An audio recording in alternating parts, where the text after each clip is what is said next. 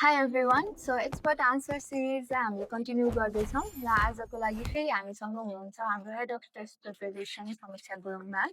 Okay, मार्किङमा जाऊँ ma'am अब। सो हामीसँग 40वटा क्वेसनहरू छन्। अब आइएल्समा त 0 to 9 को ब्यान्डमा स्कोर हुन्छ लिसनिङ होइन। सो मार्किङ चाहिँ कसरी गरिन्छ? सो मार्किङ क्राइटेरिया सबैभन्दा अगाडि यो तपाईँको ब्यान्ड डिस्क्रिप्टर्स स्टुडेन्टले बुझ्नुपर्ने हुन्छ। त्योभित्र त तपाईँको क्राइटेरियाहरू छुट्टै हुन्छ। तर ब्यान्डमा तपाईँको कति ब्यान्डको लागि म डिजर्भिङ छु भन्ने कुरा तपाईँको एउटा रुब्रिक्स हुन्छ। जसले सपोज तपाईँको 40वटामा तपाईँले चाहिँ ठ्याक्कै 35वटा करेक्ट गर्नुभयो।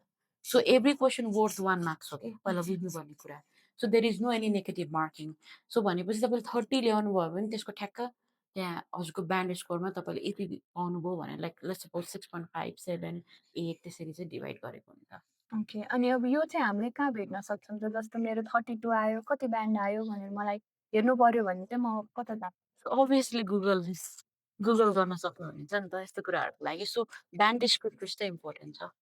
तपाईँले कतिको स्कोर ल्याउनु भएको छ, कतिको तपाईँलाई इम्पोर्टेन्ट छ, कहाँ चाहिँ तपाईँको डिस्ट्र्याक्टर्स छ, कहाँ चाहिँ तपाईँको टाइम पोस्ट बोर्डहरू लागेर तपाईँलाई कतिको लिसनिङमा प्रब्लम भइरहेछ भने त्यो चाहिँ तपाईँले एक्सेन्ससँग पनि फेमिलर हुनुपर्छ।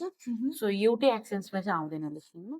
Okay, thank you Samiksha ma'am. I hope लिसनिङको सेक्सनको बारेमा तपाईँहरूको सबै क्वेरिजहरू एन्सर भइसकेको छ। यदि कुनै बाँकी छ भने प्लिज हामीलाई आफ्नो क्वेरिज सेन्ड गर्न चाहिँ नबिर्सिनु होला। Thank you Samiksha ma'am for Thank answering you. Our questions and thank you everyone. We will see you on the next video.